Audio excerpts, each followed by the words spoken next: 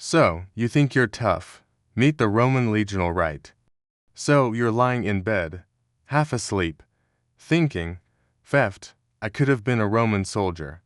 I go to the gym, I drink protein shakes, I've seen Gladiator like 3 times. Okay, tough. Guy, let's slow down.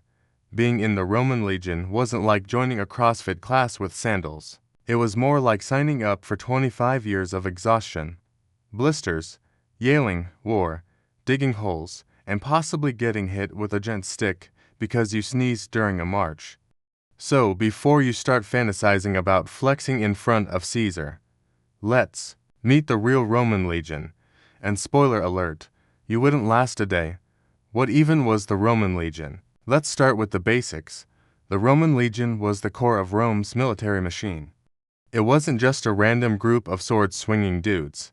This was a highly organized, incredibly disciplined force made up of around 4,000 to 6,000 infantry soldiers per legion, sometimes more. There were about 30 legions at Rome's peak, which means Rome had tens of thousands of trained, sweaty, half-starved, armor-clad men marching across continents at any given time. And the scary part, they were good.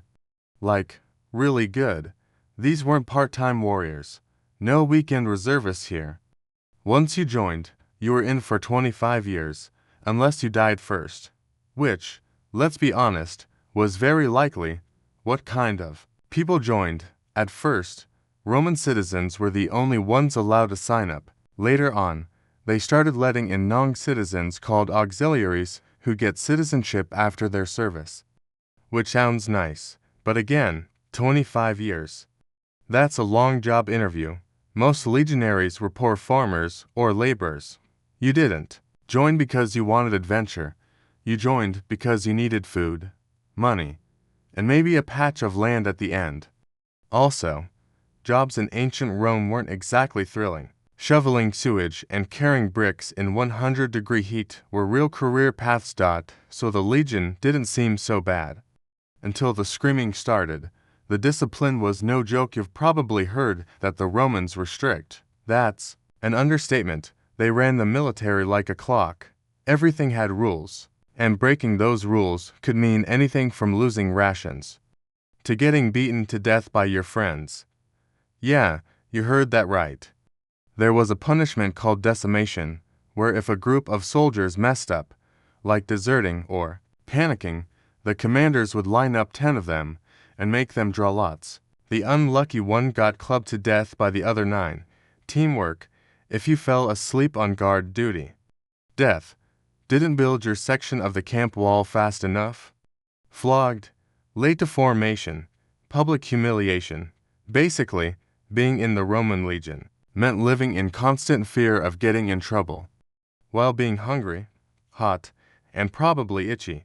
Structure, rank, and so many titles. The Roman Legion had more ranks than your favorite RPG. At the bottom were the regular soldiers, milites. Above them were centurions, who commanded groups of about 80 men a century.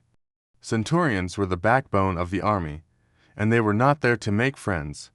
They yelled a lot, they carried vines. Sticks used to beat soldiers into shape, and yes, they hit people with them regularly. They were also optios, assistants to centurions. Signifiers, the guy who carried the flag and tried not to die. Aquilifers, the eagle standard bearer, very dramatic. And even the camp cooks had titles. Everyone knew their place. Everyone knew who they had to listen to. And everyone definitely knew not to make the centurion mad before breakfast. Why they were actually so good at war. Here's the thing. As brutal as the legion was, it worked. The Roman military conquered most of Europe, parts of Africa, the Middle East, and even into Britain, mostly on foot. They built roads, forts, walls, aqueducts, siege engines, and entire cities along the way. They trained constantly, drilled every day, and fought using tight formations and battle-tested tactics. It wasn't about looking cool with a sword. It was about staying alive and winning. Their formations, like the testudo shield turtle, were basically ancient tanks made of sweaty men and bronze. The reason they succeeded wasn't just because of bravery, it was because of terrifying levels of organization, endurance, and do exactly what you're told or else energy dots still want to sign up. Let's do a quick checklist. Can you walk 20 miles in one day, wearing 60 pounds of gear in the blazing sun? Can you build a full military camp with ditches, palisades, tents, and watchtowers every single night? Can you eat cold porridge and fish sauce for months and call it fine dining? Are you cool with sleeping on the ground with 7 other men while guarding a donkey? And if your commander tells you to march into battle against screaming barbarians with flaming sticks, can you keep formation and not pee your tunic? If you answered no to any of the above, congrats, you're normal. Because most of us today wouldn't last a day in the Roman legion, not even half a day. Honestly, you might tap out during breakfast. Boot camp, but make it ancient and horriblesso. You've decided to join the Roman legion. Maybe you thought it'd be a fast track to glory. Maybe you like the sandals. Either way, welcome to training, also known as the part where you regret everything immediately. Roman boot camp was less about team building and more about let's see how fast we can break you mentally and physically. And they were really good at it. First day. Paperwork. No. Screaming. Yes. You show up at the training camp. There's no welcome packet. No name badge. No cafeteria tour. Instead, you get shouted at by a centurion with arms like tree trunks and a voice that could crack stone. He tells you to line up, strip down, and get inspected. Why? To make sure you're not too short, too sickly, or, heaven forbid, left-handed? Yep, lefties weren't ideal because Roman formation fighting depended on everyone doing the same movements in sync. If you swung the wrong way, you could accidentally stab your buddy. Oops. If you passed inspection, congrats, you're now part of the Fresh Meat Club. March, and more marching training wasn't about swords at first. No. That would have been fun. Instead, you marched all the time in formation, out of formation, up hills, across rivers, through mud. Didn't matter. The point was to toughen you up until your legs felt like wet spaghetti. You marched with full gear, helmet, shield, sword, armor, and your personal pack. That pack could weigh 50 to 60 pounds, filled with tools, stakes, food, cooking gear, and, occasionally a shovel. You were basically a walking Home Depot, and you didn't march for 30 minutes. You marched for hours. Roman soldiers could cover 15 to 20 miles in a day, while still looking sharp and stepping in sync. Miss a step, trip, over a route, you got yelled at. Or worse, you got to do it again, sword training. Now with wooden weapons and sham eventually, you got to train with a weapon. But it wasn't your shiny new gladius short sword. Nope. You were handed a wooden sword, often twice as heavy as the real thing. The idea was simple. If you could swing that chunk of timber for hours, the real sword would feel like a feather later. You practiced stabbing, not slashing. Why? Because stabbing was faster, more controlled, and way deadlier in tight formations. It didn't look flashy, but it worked, and that's what mattered. They'd line you up in front of sandbags or wooden poles, and you'd stab, block, and repeat until your arms went numb. Then they'd yell at you and make you do it again. Fun times. The shield Shuffleo also had to learn how to fight with a scutum, the big curved Roman shield. It was great for protection, but not exactly ergonomic. It was like holding a small door in front of you, while someone hit it with a log. You had to practice how to hold it, brace it, push with it, and use it as a weapon. That's right. Roman soldiers hit people with their shields. Imagine getting punched in the chest with a 20-pound wooden wall. That's Roman hospitality for you. Testudo formation. Ancient human tetrasome of the most famous formations was the testudo, or tortoise.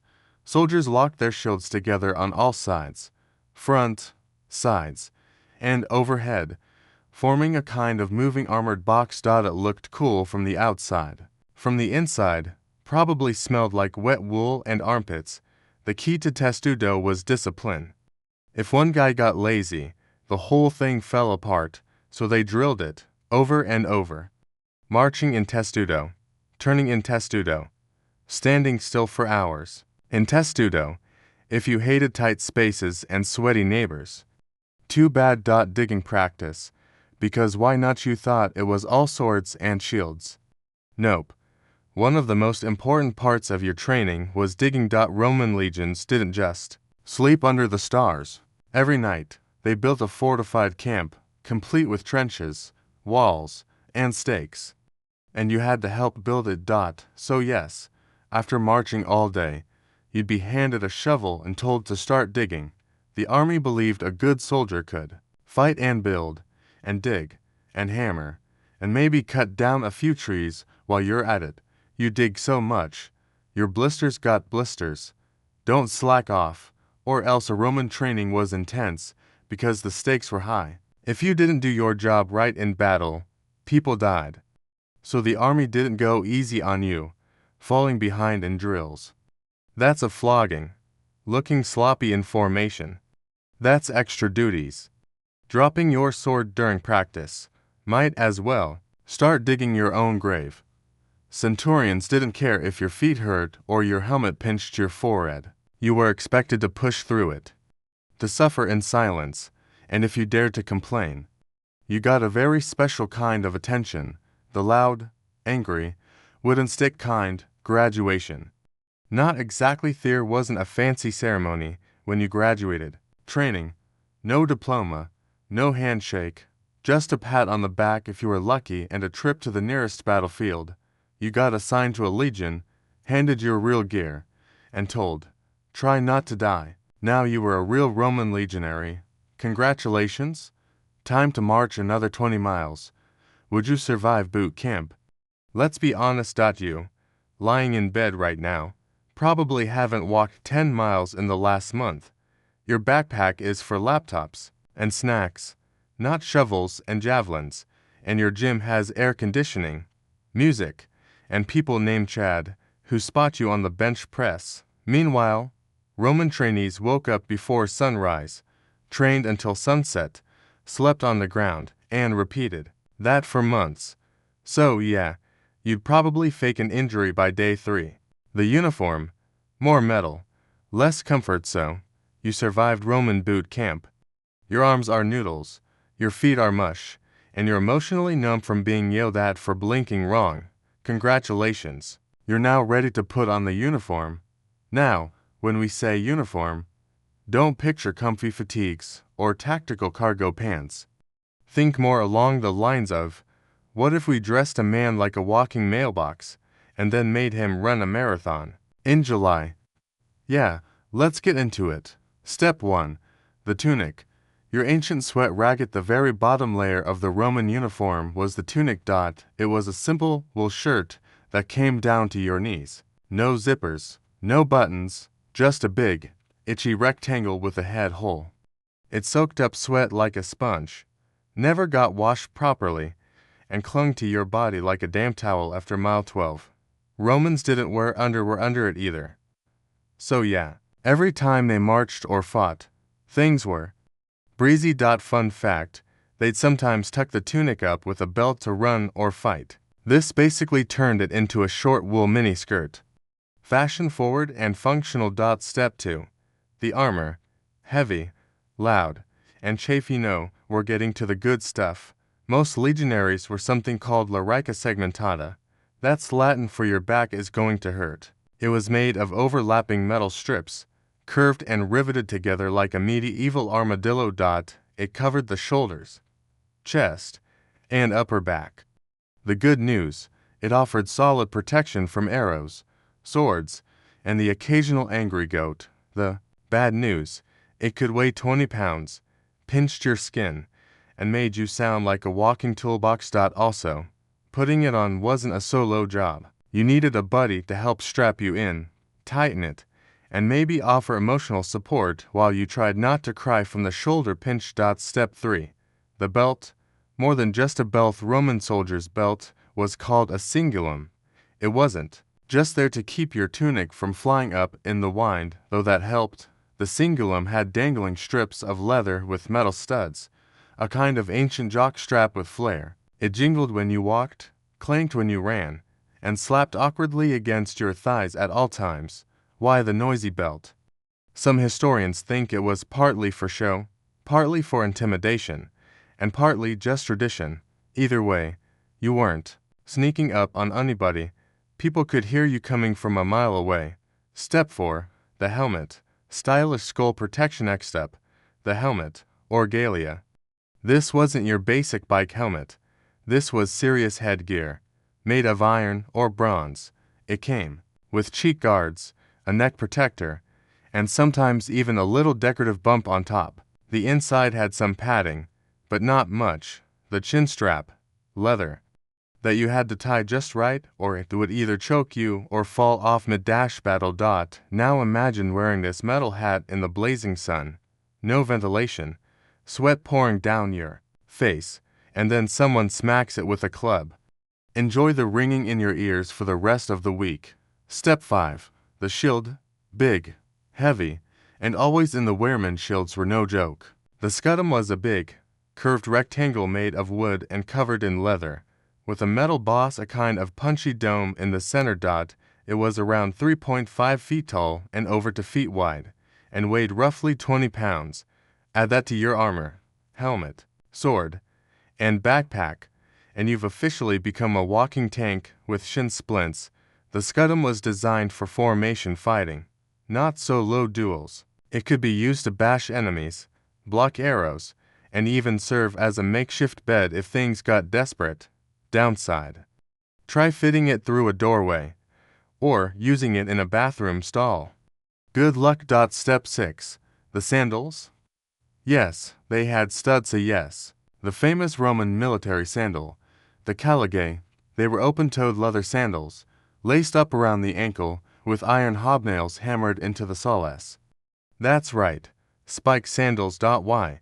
For grip, durability, and to make your footprints extra intimidating. Now, they were great on dirt roads, but not so much on sharp rocks, icy hills, or muddy swamps. They also had no socks. So, if you're thinking about marching 20 miles a day in metal-studded flip-flops with no arch support. Good luck, buddy. Also, if your sandal broke, you were expected to fix it yourself. Hope you brought your ancient Roman sewing kit. Step 7. The cloak. Not just for Dramath. Sagum was the standard Roman soldier's cloak. It was thick, woolen, and functioned as your coat, blanket, towel, poncho, and pillow. Rainstorm. Wrap up in your sagum. Freezing night in Gaul. Sleep under your sagum. Sudden toga party. Probably. Still the sagum, but it got heavy when wet, and it always got wet. So, you often carried around a soggy wool blanket that smelled like smoke, sweat, and regret. So comfortable. Not even a little. Wearing all this gear at once meant you were carrying anywhere from 60 to 80 pounds on your body. Every single day. Marching, fighting, digging, camping, sweating. Chafing was your new best friend. Blisters were a fact of life. Sunburn on your legs, helmet rash on your forehead, and sandals that turned your feet into raw hamburger. Roman soldiers didn't wear this stuff to look cool. They wore it to survive, and most of them still didn't make it to retirement. Would you last in the outfit? Let's be real. You get grumpy when your jeans are too tight. You complain when your hoodie shrinks in the wash. And let's not even talk about breaking in new shoes.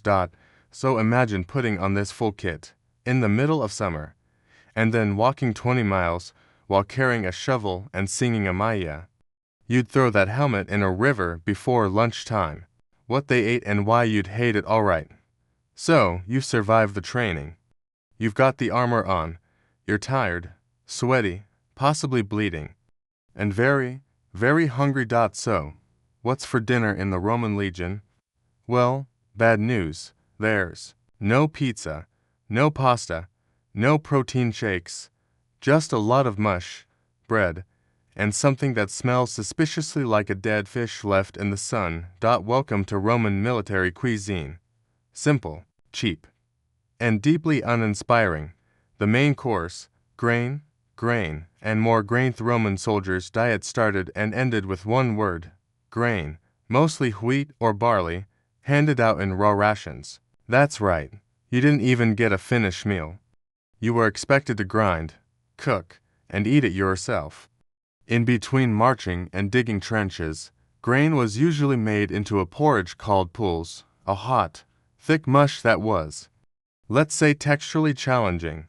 No sugar, no butter, just water and whatever sad herb you could find growing nearby.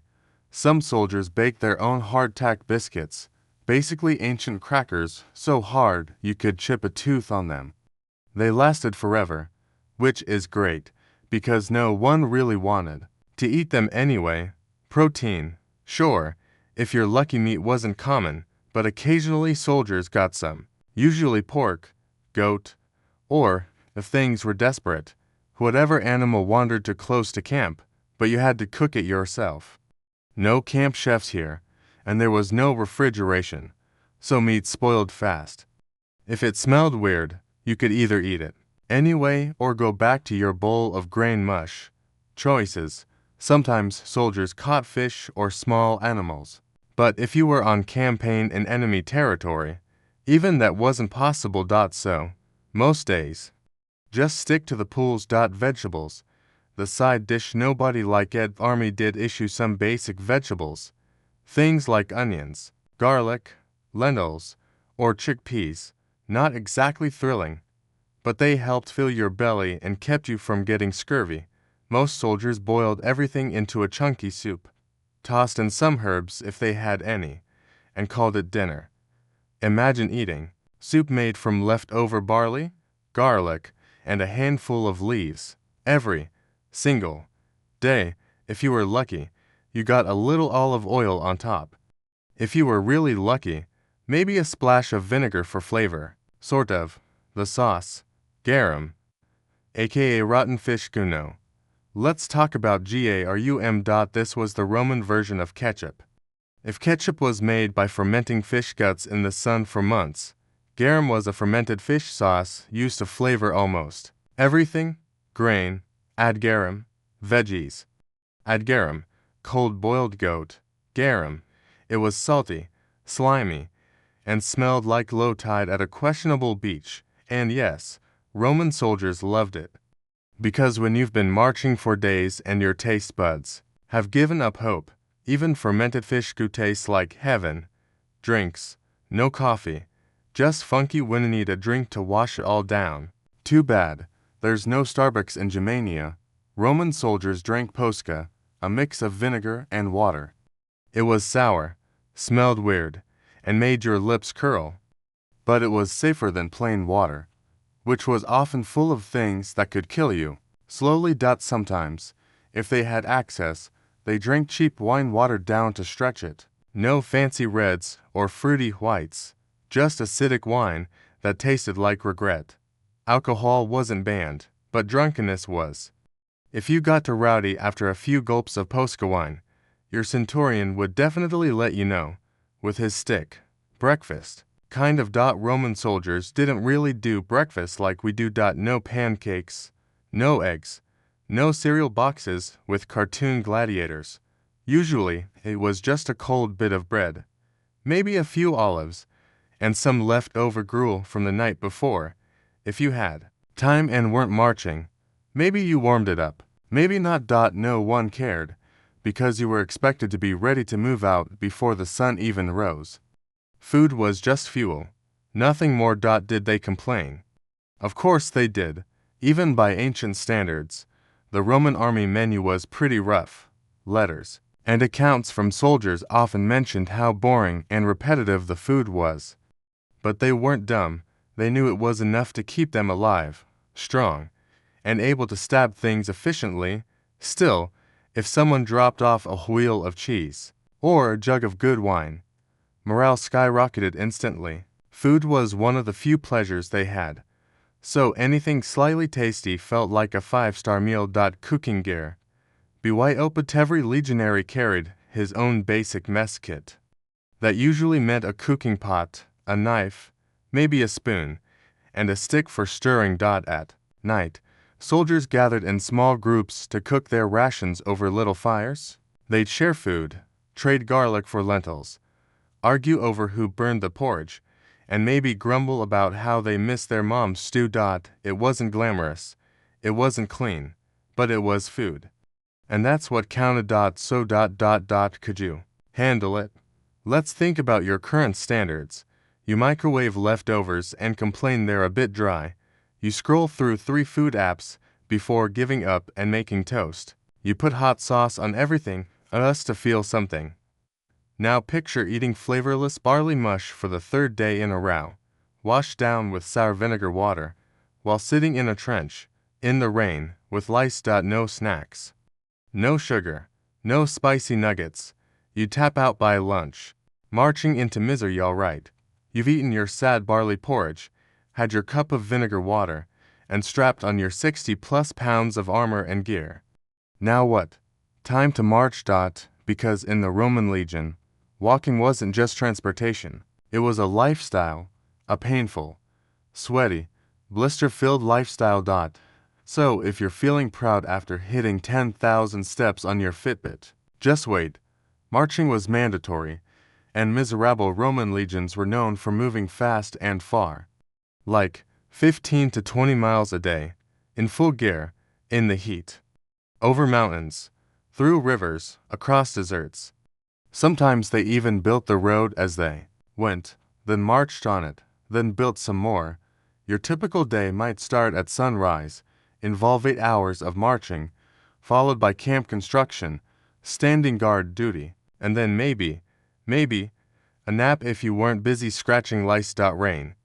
March, snow. March. One sandal broke and your leg hurts.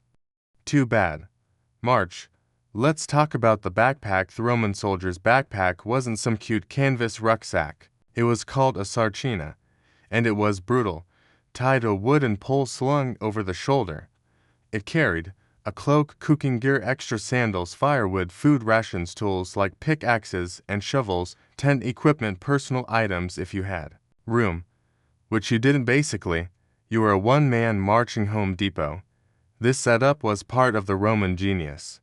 It meant soldiers didn't rely as much on supply trains. It also meant you carried everything you needed, and then some. If your gear clanked when you walked, that was normal. If it didn't clank, you forgot something. Why all the marching? The Roman military was always on the move, expanding, defending, intimidating, or just getting into trouble. Marching kept soldiers strong, formations tight, and morale, well, morale is a strong word. Let's just say they stayed busy enough not to think about how much everything hurt. Also, marching together in perfect formation, thousands of soldiers, all stepping in sync, looked terrifying to anyone watching from the hills. Psychological warfare by footstep. Marching songs. Not exactly modern armies have marching chants and songs to pass the time. Roman soldiers kind of did. They had something called military cadence, but it wasn't exactly musical, more like shouting commands or rhyming insults. There are a few ancient references to soldiers joking, singing, or chanting rude verses about their officers. But if the centurion heard you, let's just say the vibe turned from karaoke night to corporal punishment real fast. So mostly, soldiers marched in silence, just the sound of boots hitting dirt, armor clanking, and someone wheezing near the back. Oh, and don't forget to build a fort every night you finally stop marching. Your feet are on fire, your back is screaming. Time to rest. Nope. Time to build a fortified camp. Every single night. Even if you were only staying there one night, Roman soldiers had to dig ditches, set up wooden stakes, and build defensive walls around the camp. Each group had assigned duties. Some dug, some cut trees, some hammered stakes, some set up tents. It was like setting up a medieval IKEA every night. but with more splinters and way more yelling. Why bother with a fort? Because the Romans didn't mess around. Even when deep in enemy territory, their camps were safe, organized, and secure. A well-built fort meant no surprise attacks, no wandering off, and no bears stealing your garlic. It was another example of Roman efficiency, exhausting, over the top, slightly obsessive efficiency. Plus, generals expected it. If your camp wasn't finished before sundown, you didn't sleep. You just kept digging. So yeah, they marched all day, then worked all evening, then maybe got a few hours of sleep before doing it all again. Blisters, boredom, and broken sandals. Marching wasn't just physically hard, it was mentally draining too. You were bored, your feet were covered in blisters, your sandals had no cushioning, you were stepping in mud, rocks, bugs, and the occasional pile of something suspiciously warm. If you fell behind, you got yelled at, or whipped. If you collapsed, someone stole your stuff, probably. And the worst part, you never really knew how far you had to go. No Google Maps, no road signs. Just a vague, soul-crushing sense of, keep walking until the officer says stop. A typical day in the life. Quick recappers how your glamorous Roman day might look. Wake up before dawn, eat a cold chunk of barley bread. Put on your armor and gear and help your buddy with his straps. March for 8 hours under the sun, stop and immediately start digging a ditch. Set up camp, tents, and watchtowers. Stand guard for 2 hours while trying not to fall asleep. Eat a warm bowl of grain goo. Collapse in your cloak, next to 7 other snoring guys. Repeat tomorrow. Sleep tight. Would you last the march? Let's do a gut check. Have you ever walked 20 miles with a backpack full of iron? Can you walk that far after eating lukewarm porridge? Are you okay with blisters the size of grapes? Can you swing a shovel for 2 hours after marching all day? Would you still be polite to your tent mates after someone stole your garlic? If not, you'd probably fake a twisted ankle on mile 4. And honestly, no one would blame you when the fighting actually started. Okay, so you've marched all day, built your little wooden camp, eaten your sad bowl of garlic-flavored grain mush, and finally drifted off to sleep under the stars. But guess what? At sunrise, your commander yells, "Pack up, we're moving out. There's a battle today." And just like that, all the drills, all the discipline, all the yelling, it's about to be tested, because now, the fighting actually starts. And yeah, it's terrifying. No room for freelancers. Roman battles were all about formation. Forget what you've seen in movies. Roman soldiers didn't just charge in swinging swords and doing spin kicks. They fought in tight formations, side by side, shoulder to shoulder, like a deadly meat wall. Everything was about discipline and teamwork. Your shield wasn't just for you. It protected the guy next to you. If one person panicked or broke formation, it could collapse the whole line. Think of it like human Tetris. Everyone had to be in the right spot at the right time, or the whole thing fell apart. With swords, the setup, calm before the scream before the actual fighting started, things were surprisingly calm. Commanders lined up the troops. Officers gave instructions. Flags were raised. Horns were blown. And everyone waited for the order to advance. You could hear the wind. Maybe some birds. Then someone in the enemy line starts screaming. Then your guy starts screaming. Then the horn blows. And suddenly, you're walking into chaos. The testudo, the famous shield turret line. Some situations, the soldiers used the testudo, the tortoise formation. Shields locked in front, on the sides, and overhead, forming a kind of walking bunker, great for protecting against arrows and javelins. Terrible for airflow. Inside the testudo, it was dark, hot, and smelled like old socks and fear.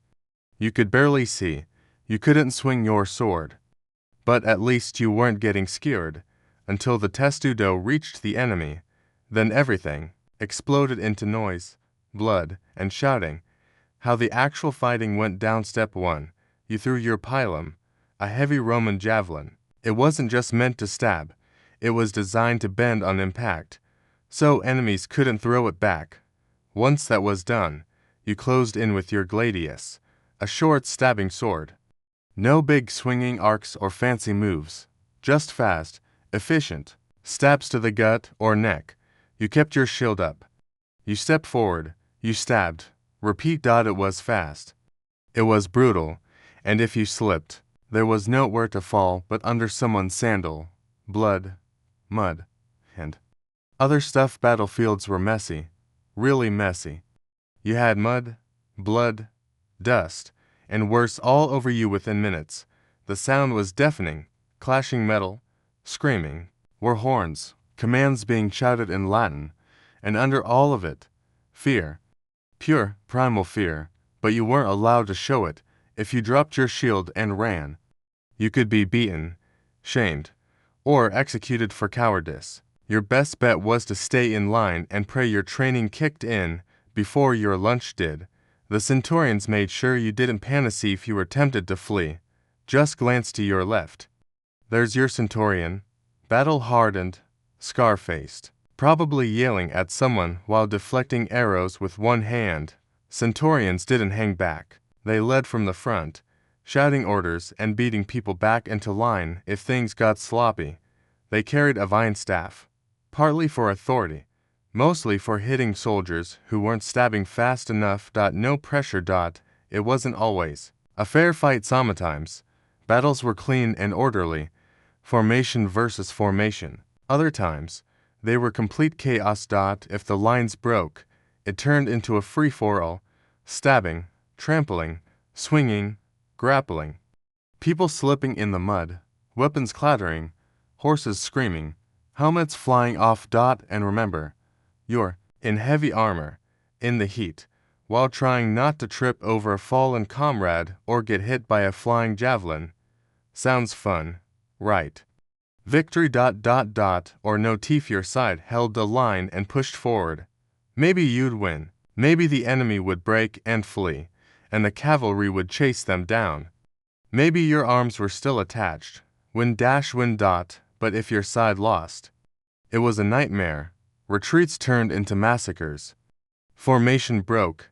People scattered. Discipline vanished. The enemy would chase you down as you ran. And Roman discipline didn't mean much when you were sprinting through a forest in full armor, screaming for your life. This is why the Romans trained so hard. In battle, panic equals death. Aftermath, the smell of "we survived." Let's say you won the battle. You lived. Congrats. Now it's time to chase the enemy, tend to the wounded, collect weapons, maybe loot a little, and definitely dig a bunch of graves. The field after a battle was not a place you wanted to hang out in. It was a mess of bodies, arrows, blood, broken gear, and the weird silence that comes after chaos. You still had to stand guard that night. No celebration, no feast, no bath, just maybe an extra sip of wine and a slightly warmer spot near the fire. Could you handle a Roman battle? So let's check in. Are you comfortable with zero personal space and someone else's elbow in your ribs? Can you stab a guy while not vomiting on your own sandals? Are you cool with being ordered around by a centurion with resting war face? Can you ignore fear, pain, and the smell of iron, sweat, and possibly flaming goats? If not, that's totally okay. Most people wouldn't last 30 seconds in a Roman battle. You'd be back in the supply tent pretending to look for more javelins. And honestly, smart move. You break the rules, you get the stick. So you survived your first Roman battle. You're sore, sweaty, and someone may have stolen your extra sandal, but you're alive. Now imagine this. You're back at camp, and you're exhausted. You overslept. Roll call by 5 minutes. No big deal, right? Wrong. In the Roman legion, discipline wasn't a suggestion. It was the foundation of everything. And if you broke the rules, you didn't get a stern talking to. You got the stick. Roman discipline, more hardcore than you think. Romans took military discipline 2 levels most modern armies would consider a bit much. They believed a soldier who feared punishment would fight harder, stay alert, and never, ever, leave his post. To them, it wasn't cruelty, it was order, and keeping order sometimes meant beating the order into you. Meet the vine stick. Yes, it's a thing. Every centurion, your boss in the legion, carried a vine staff, called a vitus. It was a symbol of authority, but more importantly, it was used to beat people. Miss a drill, whack, mess up a formation, whack, fall asleep on guard duty, whackety whack. And if you were especially unlucky, your centurion might break the stick over your back and go grab another one. There was always another stick. Punishments, from annoying to absolutely terrifying. Not all Roman punishments were physical, but many were. Here's a rundown of what could happen if you slipped up. 1. Extra duty. See if you messed up mildly. Say, you talked back or dropped your sword. You might get assigned the worst jobs. Digging ditches, hauling rocks, cleaning the latrines. With a stick and a bad attitude. Basically, if it stank or was heavy, it was yours. 2. Public beating. If you made a bigger mistake, you might get flogged, often in front of your unit. Everyone would gather around while you took your shirt off and got whipped with leather straps or beaten with rods. It wasn't just painful, it was humiliating. And that was the point. 3. Reduction in ration. Sacked up too much and you might find your daily barley mush cut in half. No cheese, no vinegar water, just hunger, and a slow descent into hunger-fueled regret. Point 4. Getting stripped of rank or pay. If you had any special status, a nice helmet, or even a slightly better tent spot, it could be taken away. Now you're back to square one. Hope you enjoy sleeping near the guy who talks in his sleep and steals garlic. And then there was decimation. Yes, the nuclear option of Roman discipline. Decimation. If a unit seriously messed up, like deserting in battle or mutinying, the commander could order every 10th man to be executed, not by the officers, by the other 9. Yep, the group had to beat their fellow soldier to death with clubs or stones. No trial, no appeal, just brutal, shared punishment. It was meant to send a message: we succeed or suffer together. Also, don't mess around. The silent treatment, a very Roman shame tactic. Sometimes, soldiers weren't beaten, they were shamed. If someone was lazy or cowardly, the commander might make them stand outside camp in rags, eat alone for a week, sleep next to the latrines, carry a heavy wooden log labeled coward. That last one was basically ancient community service, but way meaner. Imagine walking around camp while everyone pointed and laughed, and your only friend was a chunk of firewood named regret. Sleeping on guard. The biggest no-no in Roman times. Standing guard was sacred. If you fell asleep while on night duty, you didn't get a warning. You got executed. Why? Because one guy dozing off could lead to the whole camp being ambushed. No second chances, no excuses, even if you were just resting your eyes. Boom. You're done. And the others, they were forced to watch, just to make sure they never even thought about snoozing near a gate. Why so harsh? Romans believed that the best army was a terrified army. Not of the enemy, but of their own leaders. It sounds harsh, and it was, but this fear-based system also made Roman legions incredibly disciplined and dependable. The rules were clear, the expectations were brutal, and the punishments swift and memorable. It wasn't about kindness, it was about survival. Could you handle Roman discipline? Let's check in again. Can you handle getting yelled at before sunrise? Are you okay with getting whipped in front of your coworkers because your helmet strap broke? Can you go a week without lunch and still dig a ditch with enthusiasm? Could you beat a friend with a rock if a centurion told you to? Yeah, thought so. Being a Roman soldier meant surrendering a big chunk of your dignity and freedom, all for a tiny paycheck, a wooden stick, and maybe, a pat on the back if you survived long enough. But there was one upside. Roman punishment might have been brutal, but it created a strange kind of brotherhood. You were all suffering the same stuff, eating the same crusty bread. dodging the same vine sticks. So, you formed bonds, tight ones, and weirdly, you got used to it. Eventually, you'd start waking up before the horn. You'd double-check your sandals. You'd never forget to oil your sword. Because you knew what would happen if you slipped up. Fear wasn't just a motivator, it was a habit. The strange comforts of Roman camp life. Okay. So, you're not dead yet. That's a win. You survived your first battle, avoided the punishment stick barely, and now the Legion in marching for a few days. That means a rare moment of something close to relaxation. Not exactly a spa day, but hey, in Roman army terms, it's the good life. So let's take a look at the odd little comforts of camp life. The small things that made a Roman soldier's brutal reality just a tiny bit more bearable. 1. The art of doing nothing while looking busy. Roman soldiers didn't get vacation days, but they did get pauses. Sometimes you'd have a day with no battles, no marches, and only a little bit of ditch digging. That's when guys perfected the ancient art of pretending to work while actually loafing around. Need to sharpen your sword for the 10th time today. Sure. Checking your sandal straps again, totally vital. Sitting near the fire casually humming while stirring a pot of lentils. Genius. As long as you looked kind of productive, you could coast a little. Point 2. Gambling, dice, drama, and denarioni of the top pastimes in Roman camps. Gambling. Soldiers played with knuckle bones, actual animal bones used like dice. The game was simple.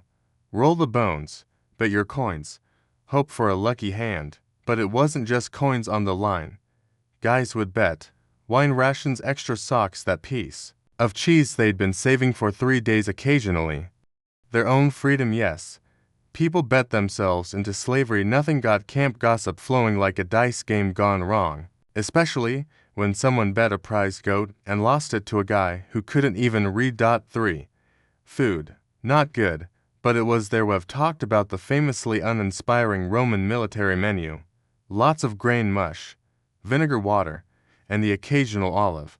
But even that could feel like a treat after a long day.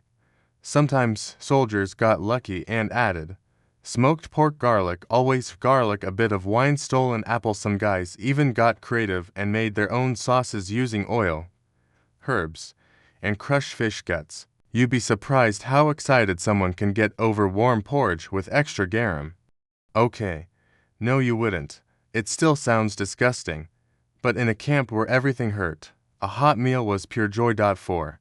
Bath time, buckets, soap, and a lot of giggling. Believe it or not, Romans loved to be clean, even on campaign. You wouldn't get a marble bathhouse out on the frontier. But soldiers did their best with what they had.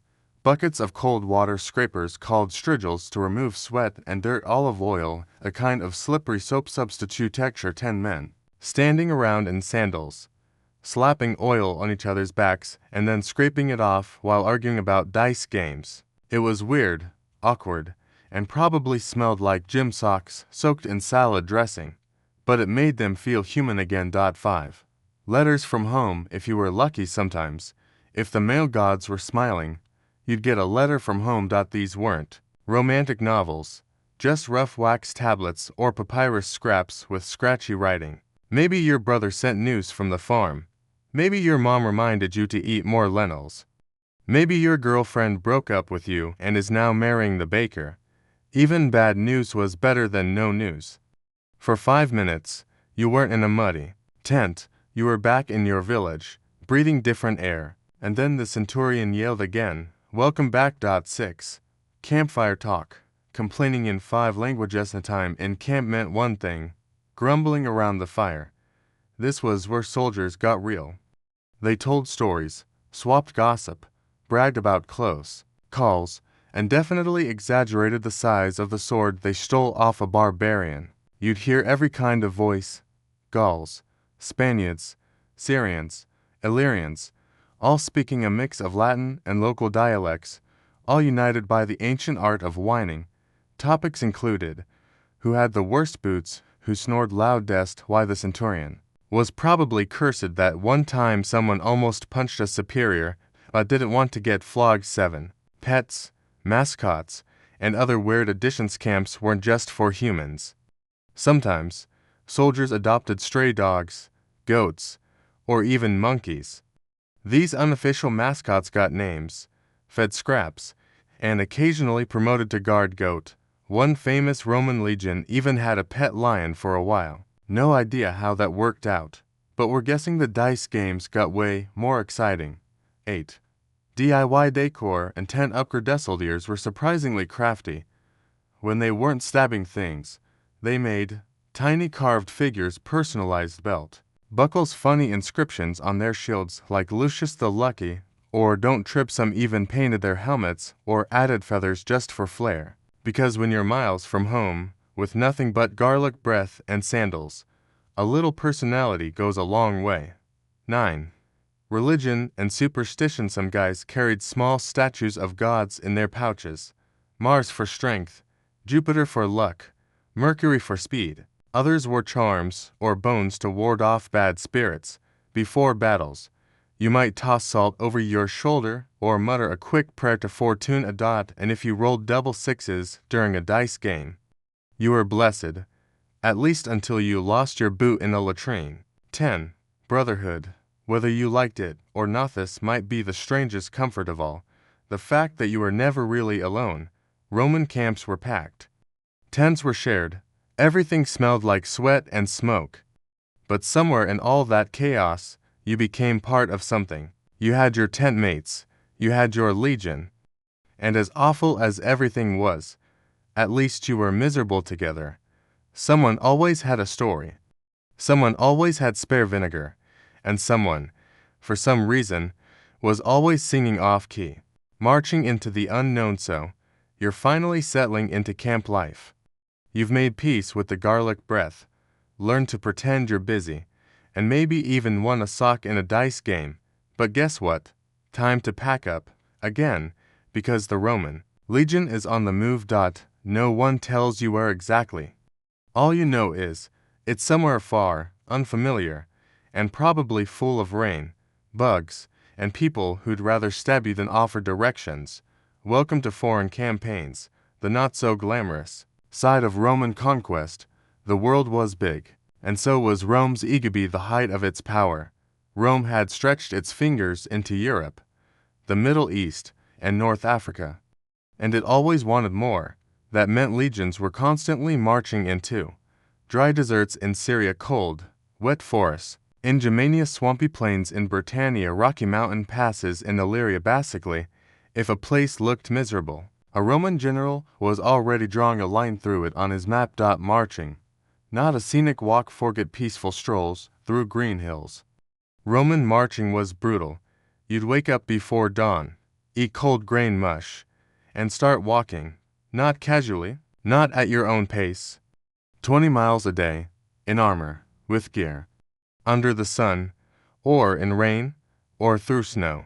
And you weren't just walking, you were carrying weapon, shields, helmets, a pack with food, tools, cooking gear, rope, a spare tunic, stakes for the camp, and maybe that one lucky spoon. You were basically a human donkey in sandals. Foreign lands equals foreign problems. Marching into new territory brought all kinds of surprises. Not good ones. 1. The Weathermans weren't fans of extreme weather. The Germanic forests, freezing and muddy. The deserts of Parthia, hot enough to roast your eyebrows. Britannia, rainy 300 days a year. The other 65 were foggy. Roman sandals were not made for any of this. 2. The bugs. New lands meant new creepy crawlies, lice, fleas, mosquitoes, strange itchy things with way too many legs. If it could bite, it would. And the further you went from home, the worse it got. You'd think your armor would protect you. Nope. The bugs always found a way. In point 3, the local sermons often assumed locals would be impressed by the fancy standards and shiny helmets. Instead, they were usually greeted with pointy sticks, poison arrows, unkind words in unfamiliar languages, booby-trapped trail sand. They knew the land way better than you did. You're just a tired guy from Naples trying not to trip in a swamp, getting lost. The Roman way. You'd think the Roman army, with its maps and engineers, would never get lost. Wrong. Maps back then were vague, the kind of map that says, beyond this point, hills, probably bears. Scouts sometimes disappeared, pathways were blocked, rivers overflowed, and every forest looked the same when it was raining sideways. You could walk for days and end up exactly where you started, except now with fewer snacks and more blisters. Local food equals digestive roulette. When supplies ran low, and they always did, you'd have to rely on what you could find or steal. That meant eating raw roots you can identify, mushrooms, some fun, some fatal, mystery stew from a friendly village, bread made with who knows what and stored in someone's armpit. Your stomach never knew peace, it was always a gamble.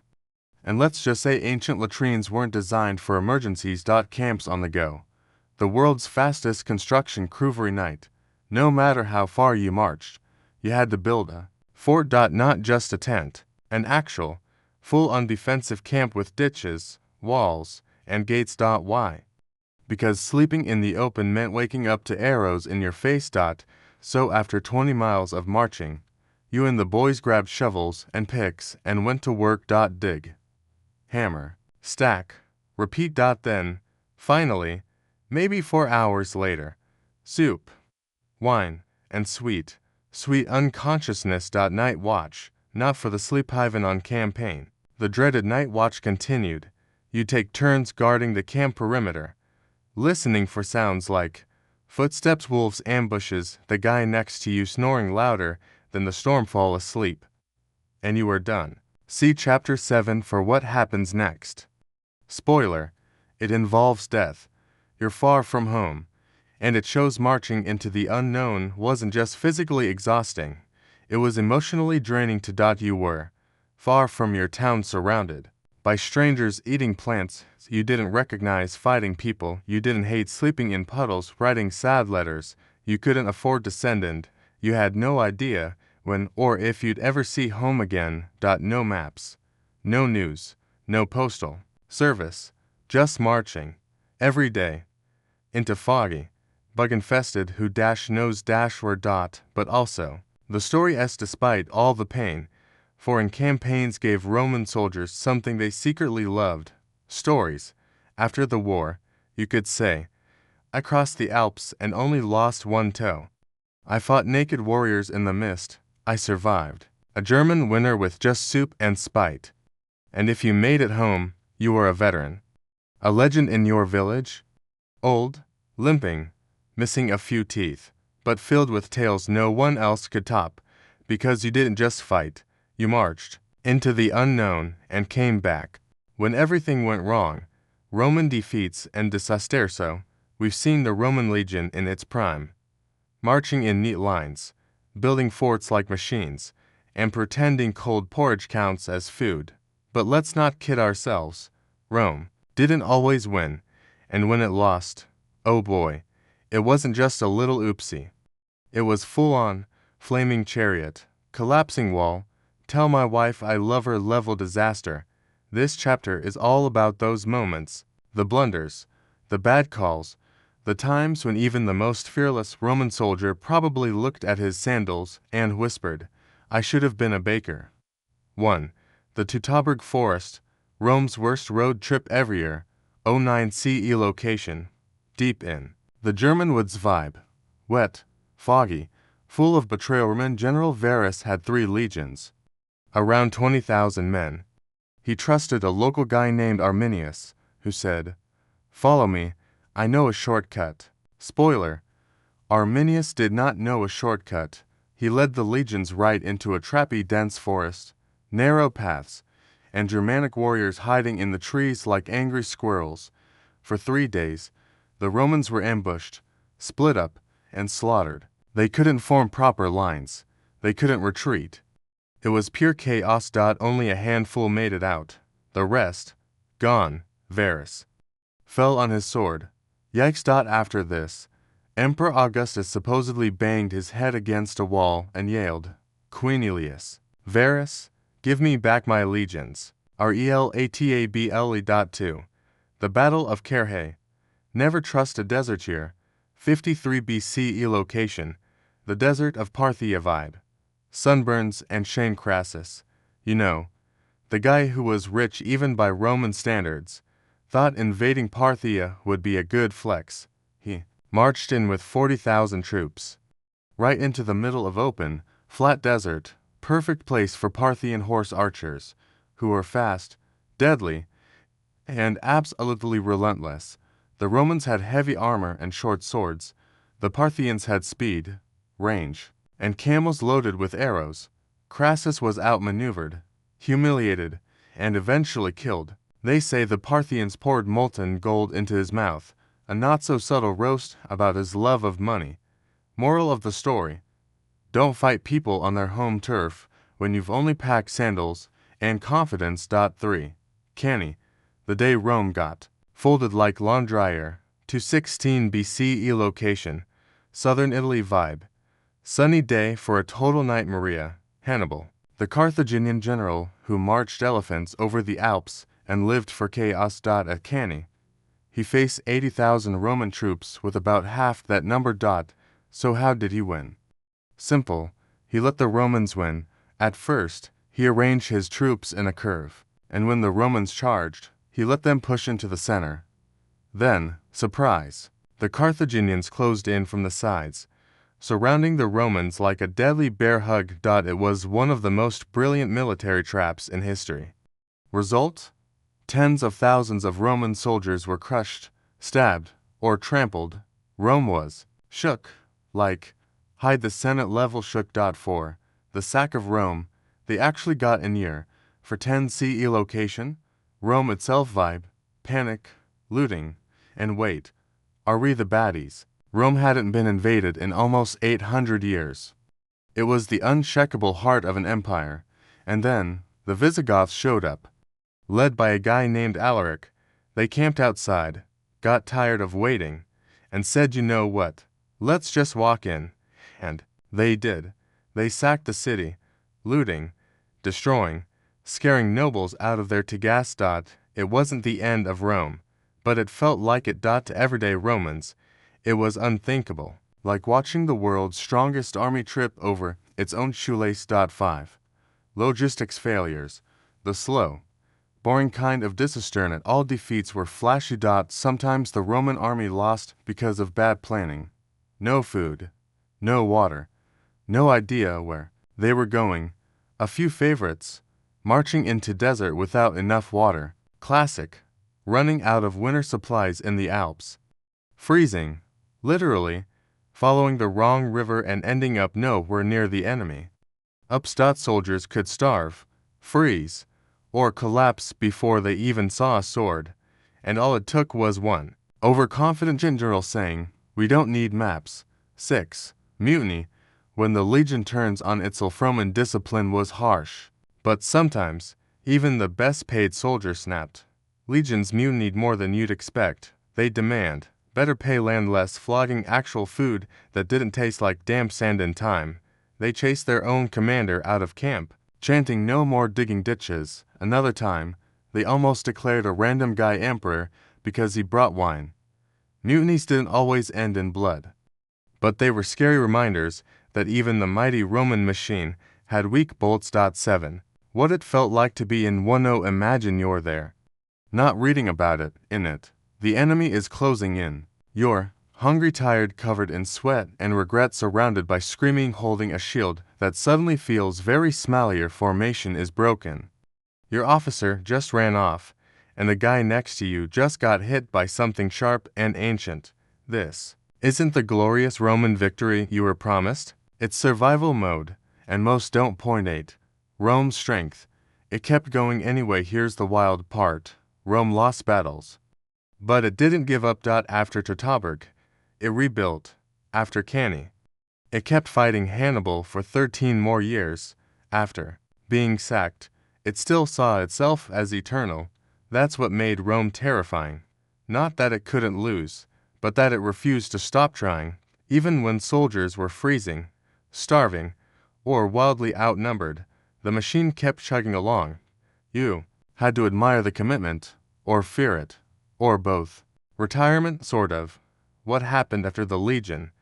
So, you survived it all. The marches, the trench digging, the screaming centurions, the swamp mud, the bug bites, the food that looked like punishment. You've done your 25 years in the Roman legion, or maybe 20 if you were lucky and had friends in high places. Now what? Do they throw you a toga party? Do you get a golden sword and a nice couch?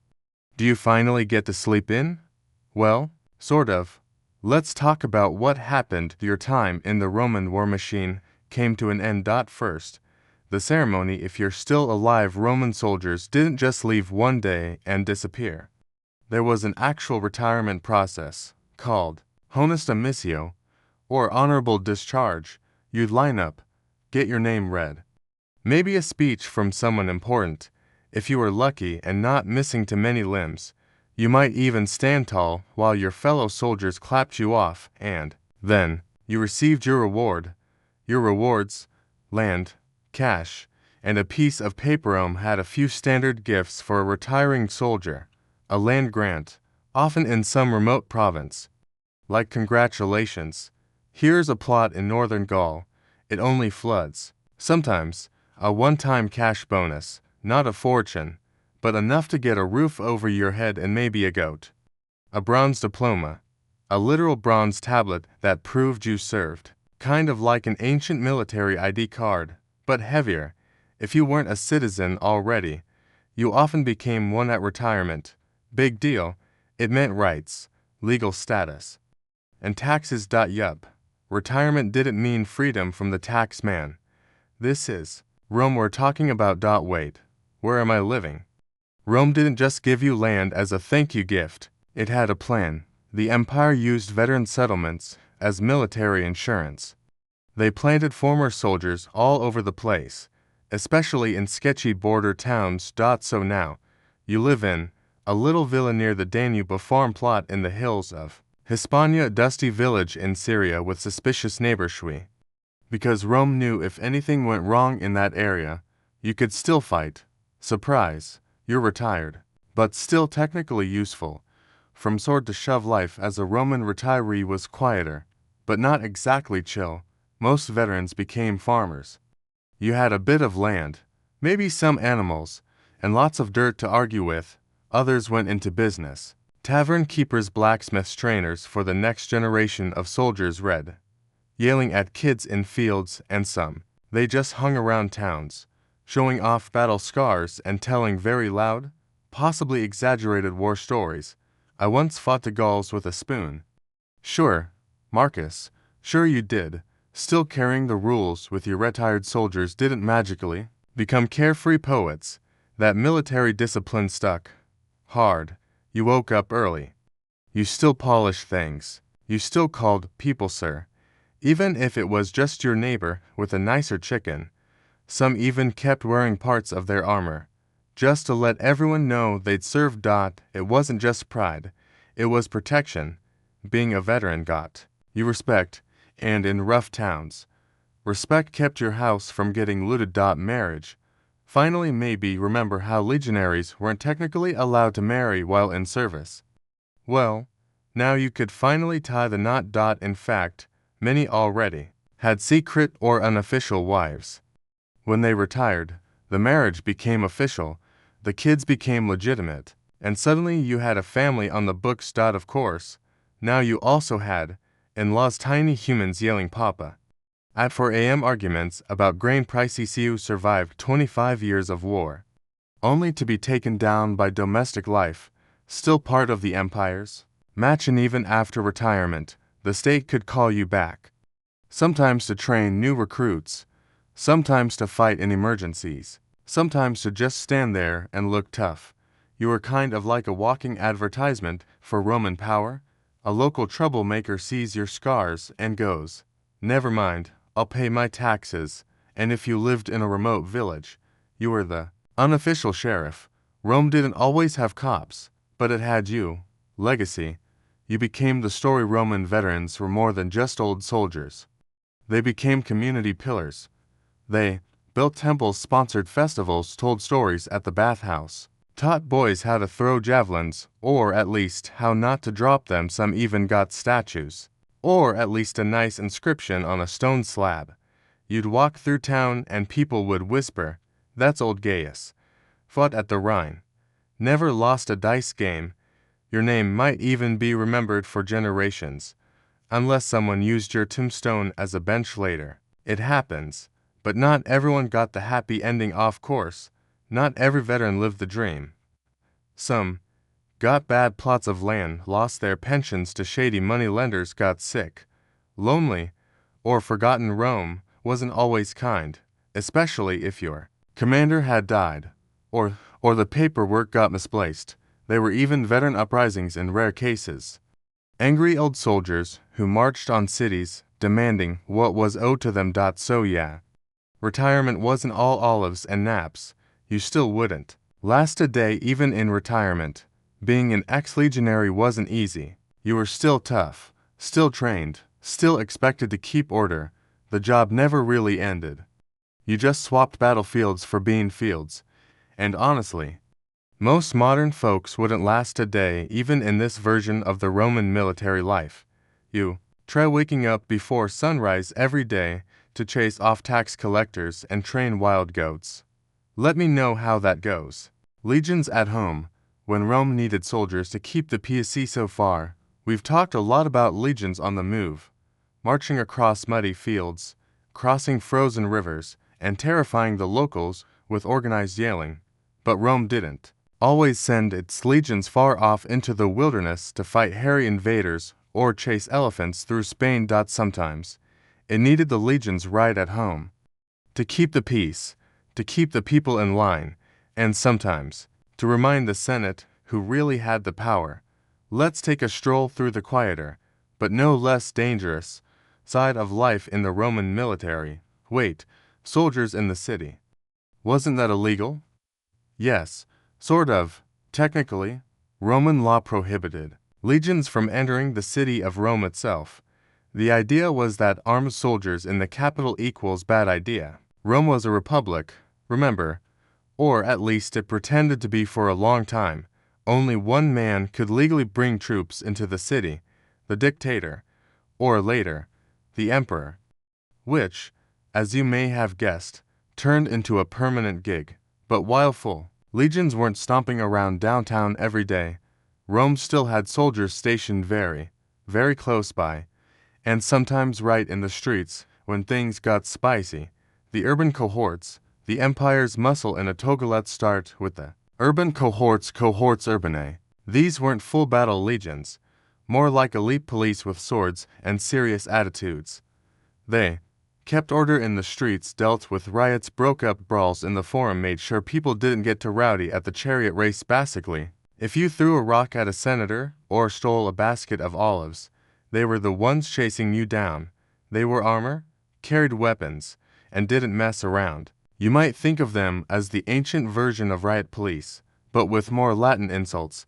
The Praetorian Guard. Fancy, deadly, and kinda sketchy. These guys. The Praetorian Guard was Rome's VIP security detail. Originally, they were created to protect generals, but under the empire, they became the emperor's personal bodyguards. Think flashier armor, better pay, closer to power, always watching. They were elite soldiers. Sure, but they also got political, very political. They guarded the palace, they kept an eye on senators. And if the emperor started looking weak, well, let's just say more than one emperor was helped out of office by his own guards. You wanted them on your side. But you also didn't want to owe them too much. Public order. Noisy Romans. Nervous officials. Rome was a city of 1 million people, give or take. It was loud, crowded, dirty, and very prone to riots.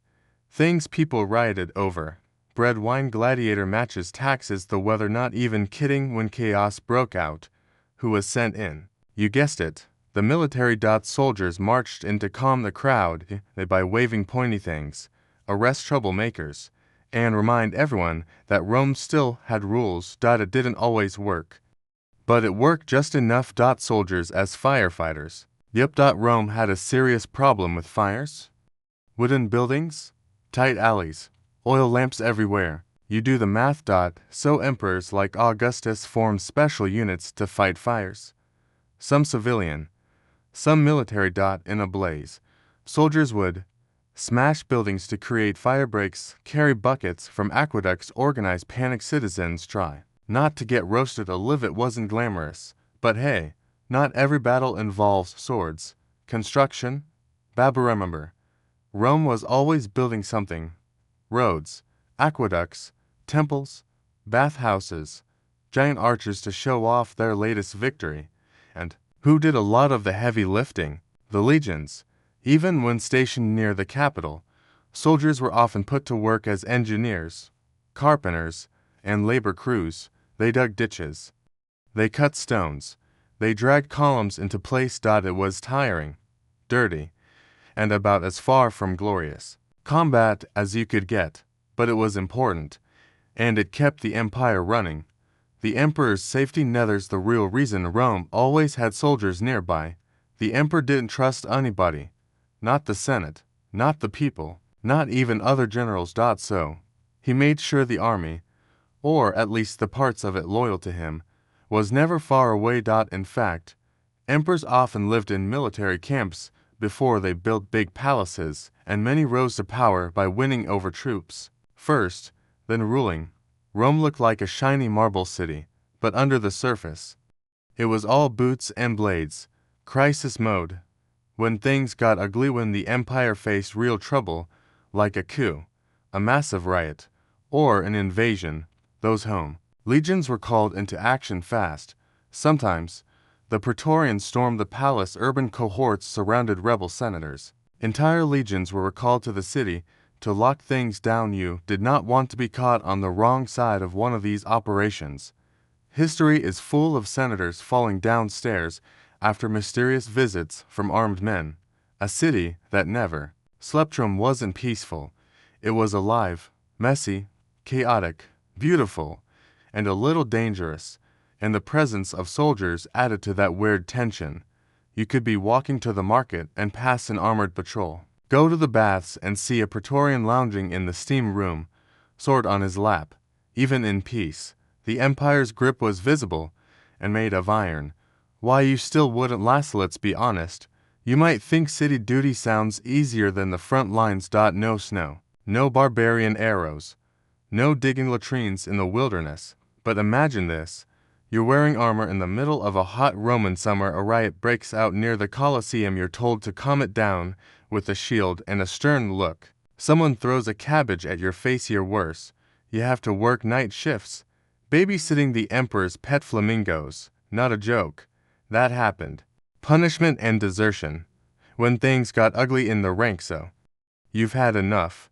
Maybe you're tired of trench digging. Maybe the centurion yelled at you one too many times.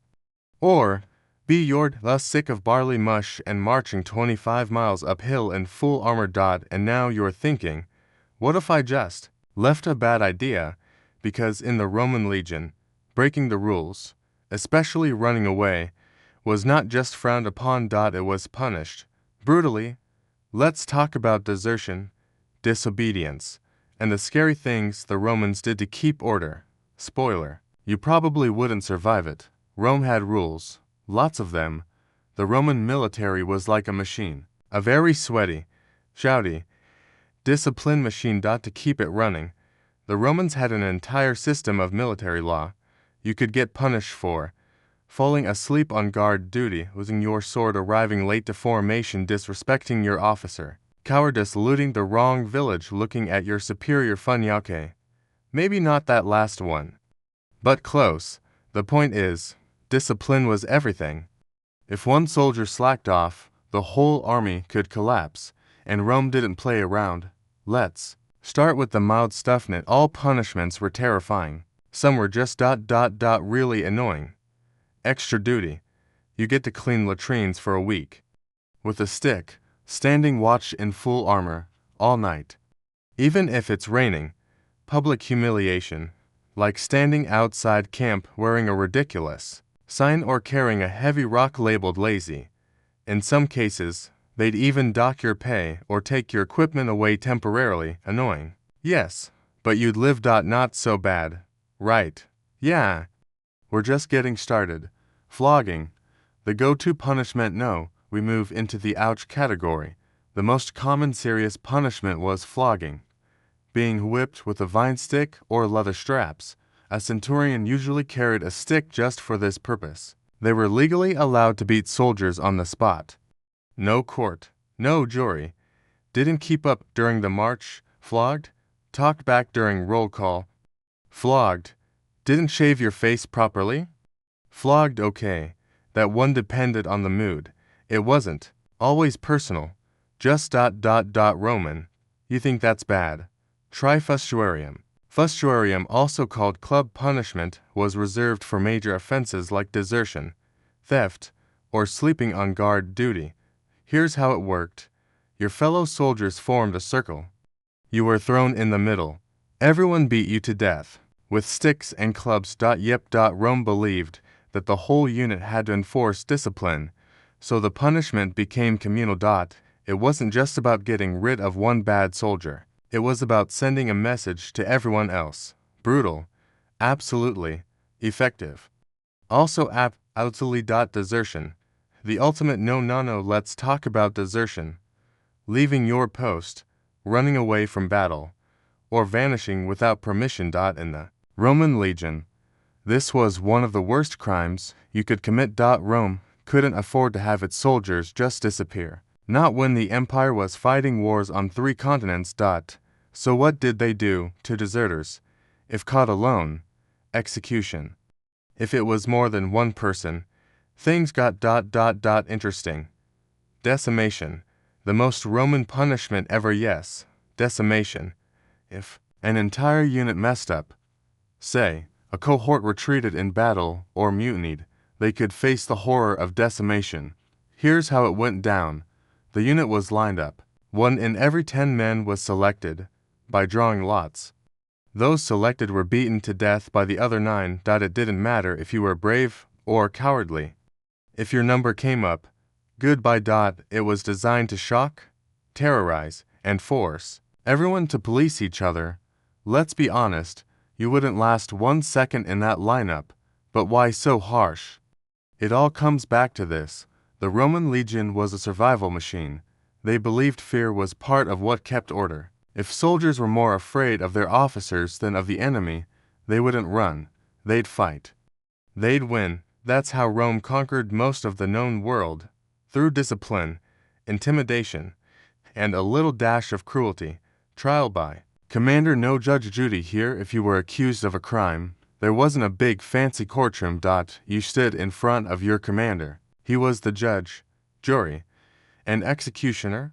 Literally. He could decide on the spot what punishment you deserved. And it could be anything from public shaming to being thrown off a cliff. There was no appeal, no lawyer.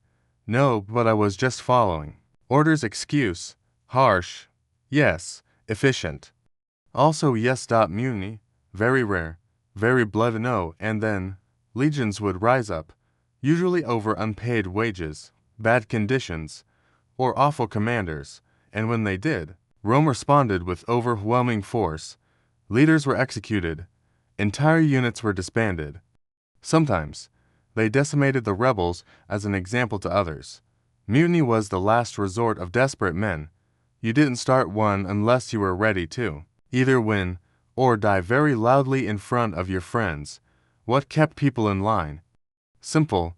Fear, loyalty to the unit, desire for citizenship, and land, pride in being Roman, and yes, the threat of decimation hanging over your head like a sword. Made of guilt. Most legionaries followed the rules not just to avoid punishment, but because they believed in what they were doing, or at least believed in getting paid. And for those who didn't, well, we already talked about the sticks. Still think you'd make it? Let's be real. If your wife goes out and you throw a tantrum, how would you handle getting flogged for being 5 minutes late to camp inspection? If your idea of punishment is getting fewer likes on a post, you're probably not emotionally equipped to be clubbed to death by your coworkers. Roman discipline was next level, and surviving the legion wasn't just about muscle, it was about mental steel, which, let's face it, Most of us just don't have any more. Marching to glory, the triumphs and parades that made it all worth it. All right. After all that marching, freezing, fighting, bleeding, and occasionally getting flogged for sneezing at the wrong time, you might be wondering, was it worth it? Why did so many men volunteer for this brutal life? Why didn't they all just run for the hills and become goat farmers in Gaul? Well, here's part of the answer: glory, honor, and most of all really big parties. Welcome to the Roman triumph, the ultimate reward for military victory. A once-in-a-lifetime event where the entire city celebrated your greatness, showered you with praise, and pretended you were a god for a day. Let's break it down. What exactly is a triumph? A Roman triumph wasn't just any parade. It was the parade, a full-blown, state-sponsored, all-day celebration held in the city of Rome itself. It only happened when a general won a big military victory. He killed a lot of enemies. Yes, they counted. He captured new territory and, most importantly, the Senate gave him permission. That last part, kind of a big deal, because generals didn't get to throw their own parties. They had to be officially approved, like applying for a very fancy, very bloody award ceremony. The general becomes a god, almost the man being honored. The triumphator got the royal treatment. On Triumph Day, he dressed up in a special purple and gold toga that was only worn by Jupiter, king of the gods. He rode in a golden chariot, pulled by 4 white horses. Behind him marched his soldiers, his prisoners of war, carts full of gold, silver, and weird exotic animals from wherever he'd been fighting. Musicians, dancers, and people yelling Io Triumphus, which is Latin for woo party. It was half religious ceremony, half military flex, and 100% designed to show everyone who was boss. The route, marching through the heart of Rome, parade wound its way through the city's most famous landmarks, past cheering crowds through the Forum, up the Via Sacra Sacred Way, and finally into the Temple of Jupiter Optimus Maximus on the Capitol line, Hilthus, where the general made sacrifices to the gods, usually a white bull or 2, and gave thanks for his victory. The whole thing could last hours, sometimes even days. And for soldiers who'd spent years slogging through mud and battle, it was the one time they got to march with their heads high and their armor polished to a blinding shine. Soldiers in the spotlight. No. Here's the good part for the grunts, the regular legionaries. During the triumph, they got to march in formation, show off their captured weapons and armor, sing songs, sometimes funny, sometimes a bit insulting, about their general, collect bonuses aka cash prizes. If the general was feeling generous, it was a rare moment when the everyday Roman soldier got to feel like a celebrity. For once, people weren't throwing rocks at them, they were throwing flowers. Prisoners on parade, awkward behind all the cheering soldiers and shiny treasures, came the prisoners of war, kings, tribal chiefs, foreign generals, all dressed in their traditional clothes, but now in chains. They were paraded through the streets as living trophies. And while the Romans clapped and gawked, the prisoners tried to keep a straight face. The final stop for them was usually execution, either in public or quietly in the background. Yikes. Triumphs weren't just for fun, they were propaganda, too, meant to remind everyone that Rome was powerful, and their enemies were not. A reminder of mortality. No, here's a weird little detail. While the general rode through Rome like a god, there was always a slave standing behind him in the chariot, his job to whisper in the general's ear, "Remember, you are mortal." It was the Roman way of saying, "Don't let this go to your head." Because even if you were on top of the world today, tomorrow you could be exiled, poisoned, or stabbed in the Senate. Classic Rome, the triumph's dark twin, the ovation. Not every victory got a full triumph. Some just got an ovation, a smaller, quieter version. In an ovation, the general walked instead of riding. He wore a less fancy toga. And instead of trumpets, the people clapped politely. It was still a good day, but you definitely knew you were second place. Rome had a hierarchy for everything, even parades. Why it mattered for the Roman people. The triumph wasn't just a celebration. It was a moment of unity, a reminder that their empire was strong, rich, and undefeated. For the general, it was the peak of his career. Many used it to launch political ambitions. And for the soldiers, well, after years of sleeping in ditches and dodging arrows, getting to march through Rome while people threw flower petals at you, it felt pretty great. Plus, there was food, wine, women, and no marching the next morning.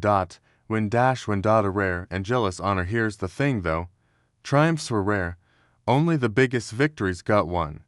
And only elite generals were eligible. Julius Caesar had several. So did Pompey and Trajan. But plenty of other commanders won battles and never got a parade. Why? Because the Senate was petty. They didn't want any one general to get too popular, too powerful, and, say, declare himself dictator for life, which, yes, did happen. Thanks, Julius. Could you have made it to the parade? Let's imagine, for a moment, that you actually survived the Roman legion. You didn't quit. You didn't get flogged. You didn't desert. You fought bravely in Gaul. Maybe even picked up a cool scar. And now, you're marching into Rome. People are cheering. You're holding up a golden goblet looted from some enemy king's tent. There's wine, applause, music.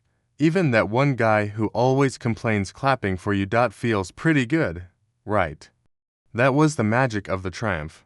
One shining day where you weren't just a pawn, you were part of history. Would you have actually survived the Roman legion? So, here we are. You've marched 14 chapters with the Roman legion. You've dug ditches, survived boot camp, carried 100 pounds of gear through a swamp, and somehow dodged getting flogged by a cranky centurion? Now it's time for the big question. Would you have actually survived? Let's look back, take a deep breath, and find out. Let's be honest, it started out rough first.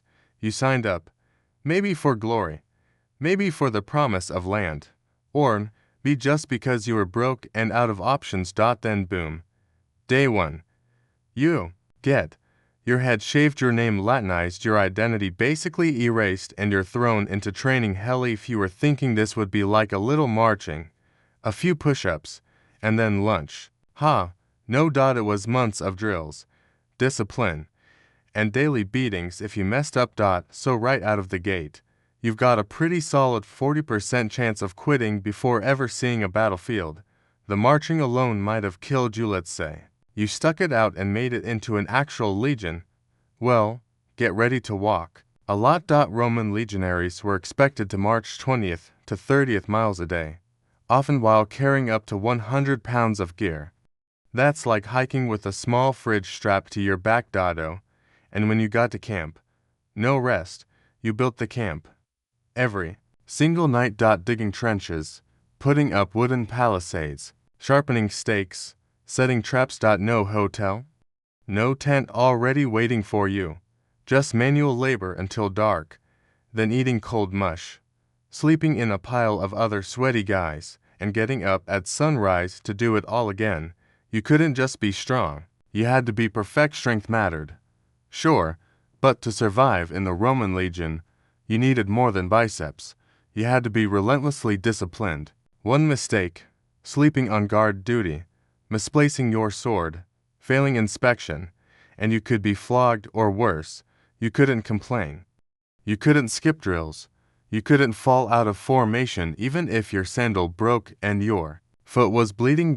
Everything you did was being watched. Rome didn't want average fighters. It wanted machines. And if you weren't willing to become one, the army had solutions. The food was meh. The pay was eventually okay. Maybe you thought the rewards would make up for it. Let's revisit that. Food, mostly barley porridge and hard cheese. If you were lucky, some dried figs. If you were unlucky, it was spoiled or crawling with something that had legs. Pay, technically yes, but it was often late. And they deducted money for armor, clothes, shoes, food, salt. Basically everything. Bonuses, only if your commander liked you, or survived the campaign, or didn't forget. By modern standards, This would be considered a terrible job with even worse benefits. And yet, people lined up for it. Because if you survive long enough, you'd get something no peasant ever dreamed of: Roman citizenship, a plot of land, a pension, and respect. But first, you had to not die. The fighting was. Well, it was war. Let's say you finally made it to battle. You're in formation. Shield up, javelin in hand. The enemy is charging. It's muddy, loud. People are screaming. Arrows are flying overhead. Horses are crashing into lines. And someone to your left just got a spear through the ribs. There's no time to think. No dramatic speech. Just muscle memory and terror. You throw your pilum. Draw your sword. Lock shields. Push forward. This isn't Hollywood. There's no slow motion. No cool soundtrack. It's chaos. It smells awful. And at any second, you could slip, fall, and be trampled to death under your own comrades. You fought shoulder to shoulder, relying on your training, your shield, and the guy next to you, who, hopefully, liked you enough to cover your flank. If you lived, you'd still have to survive. Camp life. Surviving the battle was only half the story. Then you had to survive infections from tiny cuts, the plague, which made frequent guest appearances, winter and enemy territory, boredom during long campaigns, and of course, your own officers. Not to mention, there was always that one guy in the tent who snored like a dying ox and somehow never bathed. But if you made it, now let's say, against all odds, you didn't desert, you weren't flogged, you didn't get eaten by wild animals or skewered in battle, and you managed to survive 20 years of this life, you'd retire with a decent pension, a plot of land somewhere in the empire, the right to vote, a shiny diploma-style certificate of citizenship, and maybe even a scar or two to show off at dinner parties in Roman society. That was huge. You weren't just another nobody. You were a veteran of the legions, a survivor, a Roman citizen, someone who had quite literally earned their place in history. So, would you have made it? Be honest. Would you have carried 100 pounds of gear for weeks at a time, lived on porridge and hope, slept in the dirt for 20 years straight, charged into battle with nothing but a short sword and some shouting? Would you have endured the beatings, the boredom, the cold, the heat, the mud, the discipline, or would you have quietly slipped out the back of the tent on night one, looking for the nearest sheep farm and never coming back? No shame either way. Most of us today wouldn't last one afternoon in a Roman legion, let alone 2 decades. But you know what? You treated okay. Maybe not really. You didn't actually march anywhere. You just lay in bed, listening to some nerdy bedtime history about how tough Roman soldiers were. But you imagined it. You walked the miles. You dodged the spears. You stood guard in the rain and wore your armor until it rested on your body. And for a little while, you got to feel what it was like to be part of one of the greatest military machines in history. Not bad for a sleepy Tuesday night. Thanks for marching with you. That's the end of the line. Legionary, you've earned your rest. And hey, no trench to dig tonight. Just fluff the pillow, pull up the blanket, and dream of glory, sandals, and maybe a little less flogging. Good night. Brave soldier, you survived. In spirit, at least.